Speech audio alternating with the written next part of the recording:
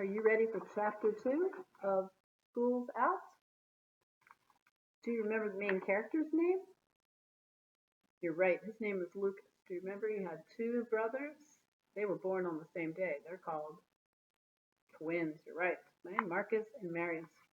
Remember that Lucas got two surprises when he came home on the last day of school.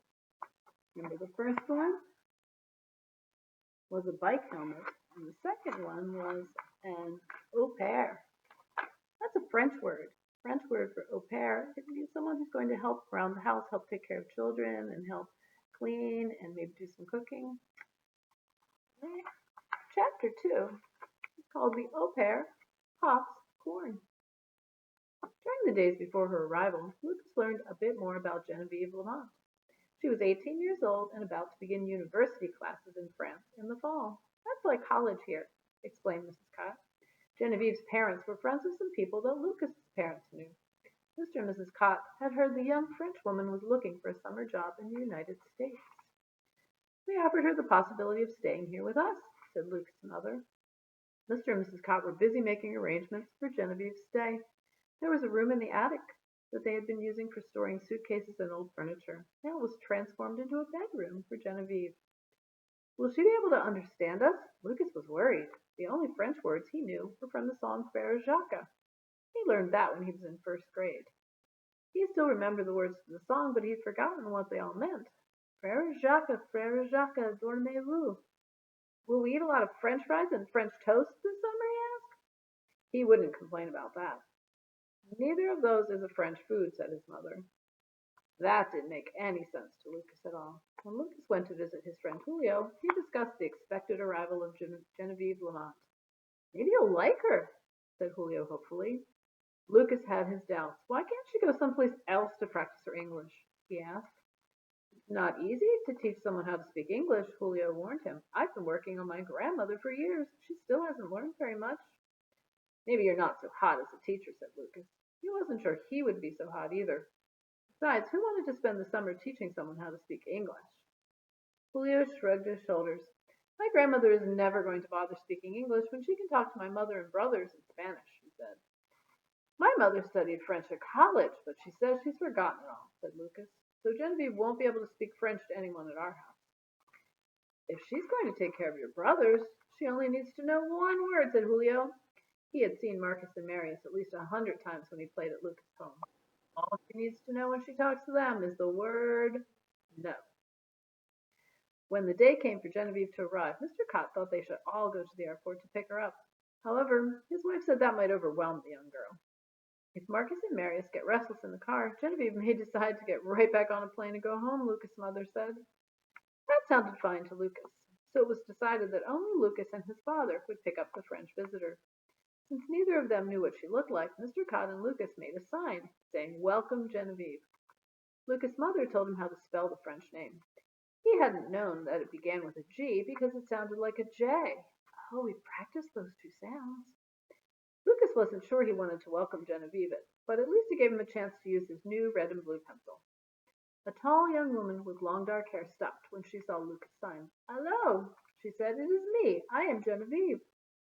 Lucas was filled with relief. Here was the woman they had come to meet, and she knew how to speak English.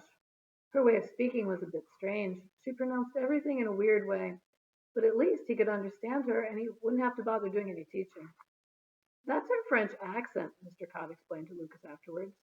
Lucas' father also explained about the word oui, which Genevieve used in response to most things they were told to her. It was the way French people said yes, although it sounded like we, W-E. It was spelled O-U-I. Genevieve also said funny things such as, we will have good times. No? That certainly sounded like no, but Lucas realized she meant yes. To Lucas she said, you will like me. No? No, he couldn't decide if he would like her or not. It was strange to have Genevieve staying in the house. It wasn't the same as having his aunt or his grandmother come for a visit. The good thing, of course, was that he hadn't expected to kiss her at all. The bad thing was that although she brought presents when she came, they weren't things he liked. Genevieve brought a bottle of perfume to Mrs. Cott and a jar of French honey to Mr. Cott. The twins each received a little wooden car, and Lucas received a book. It had loads of pictures like a comic book, and it was about someone named Tintin. All the words, though, were in French. What good was that? I will read it to you, Genevieve offered. There was no way Lucas wanted Genevieve to read to him as if he were a baby. The first evening, Mrs. Cott treated her like company. Would you like more mashed potatoes? Did you have enough meat? Genevieve was fascinated by the twins. They were identical, and so, like everyone else meeting them for the first time, she couldn't tell them apart. How do you know which is Marcus and which is Marius? She asked, turning to Lucas for help. It's a piece of cake, said Lucas. A piece of cake? Said Genevieve, looking confused. There were meat and potatoes and broccoli and salad on the table. There was no cake anywhere in sight. That's just an English expression, said Mr. Cott, coming to Genevieve's aid. Lucas means that for him it is easy. A piece of cake, Genevieve repeated again. Please excuse me, she said, and got up quickly from the table. Mr. and Mrs. Cott and Lucas looked at one another with puzzled expressions on their faces. Where had Genevieve gone? A minute later, Genevieve returned carrying a small notebook and a pencil. This was a present for my sister. I am going to write down in here the new words I learned. She opened the notebook and wrote the term, a piece of cake. I will be very smart when I go home, she said. The next morning, no longer wearing a fancy dress, but rather jeans and a t-shirt like any American her age, Genevieve was kept busy wiping up the orange juice that Marcus knocked over onto the kitchen floor. Marius, you must be more careful, no? She said. No, that's Marcus, Lucas corrected her. Marius needs to be more careful too, commented Mrs. Cott. Marius had already dropped some of his scrambled eggs. After breakfast, Lucas escaped to his swimming lesson at the local pool. He was really a good swimmer. Now he was learning how to dive. When Lucas got home, he found Genevieve watching the twins as they rode their tricycles on the sidewalk in front of the house. Hello, Lucas, she called to him. To Lucas, it sounded more like, Hello, Lucas. Hello, he imitated her. He ran into the house to drop his bathing suit and damp towel into the laundry hamper. That afternoon, Mrs. Cott went off to meet her husband. They had an invitation to dinner with some friends. Genevieve is in charge, said Mrs. Cott. There are many things about our house that she still doesn't know, so I'm counting on you to help her out. I will be the general, said Genevieve. Lucas will be my lieutenant. She smiled at her joke. Lucas wondered if she was going to ask him to salute her. Genevieve is going to prepare supper, said Mrs. Cott as she got into the car. Au revoir, Genevieve called. Mommy, wailed Marcus. I'll be back soon, said Mrs. Cott. Mommy, wailed Marius. The car pulled away, and Genevieve and Lucas were left with two crying boys. Mamma will return, said Genevieve, as she sat down on the front step of the house and tried to put her arms around the boys. Marius pulled away from her and began to jump up and down as he cried. Come, we will play a game together, said Genevieve, trying to get the attention of the crying children. Lucas wondered how long it would take her to get them quiet. They could not play ball with her, and they refused to get on their bikes or to go on the swings in the yard. Genevieve began to look around for another distraction. Lucas decided to help her out. Let's make popcorn, he said in a loud voice. Like magic, the twins both stopped crying. Do you make your own popcorn? Asked Genevieve. At home, I buy the popcorn when I go to the cinema.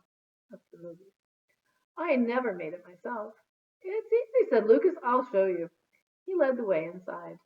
Marcus and Marius pushed to enter behind him. They both loved popcorn. Lucas showed Genevieve the box of corn in the cupboard. You put a tiny bit of oil in a big pot, he told her, and then when it gets hot, you add the corn and it pops. It only takes a few seconds. Genevieve shook the unpopped corn in the box. This is a very American thing, she said. Lucas found a deep pot for Genevieve. He let her pour the cooking oil into the pot and turn on the stove. He wasn't allowed to do that himself. In a minute, you put one piece of corn into the pot, he instructed her. When it pops, you know the oil is hot enough to put in the rest of the corn. Marcus and Marius stood in silence. They were waiting for the popcorn. Genevieve put a single kernel into the pot. After a minute, they heard a faint hiss, and then the sound of the little yellow kernel exploding into a beautiful white piece. Now put the rest of the corn into the pot, said Lucas. He was just about to tell Genevieve to put the lid on when something stopped him. He had always wondered what would happen if you didn't put a lid on the pot. It would be much more fun to watch the kernels as they exploded into white pieces. The pot a little, said Lucas. He liked telling General Genevieve what to do. Popcorn, I want popcorn, said Marcus, bursting with anticipation. Soon, very soon, Lucas promised. They heard a pop, and then another. See, it's almost ready, he told his brothers. All at once the popping started in earnest. There was a constant pop, pop, pop, pop sound as all the kernels in the pot reached the right temperature for popping. Suddenly, Lucas discovered why the instructions always said to cover the pot. Popcorn began to fly out of the pot and onto the floor. Popcorn! Shouted Marcus with glee. Popcorn! Shouted Marius.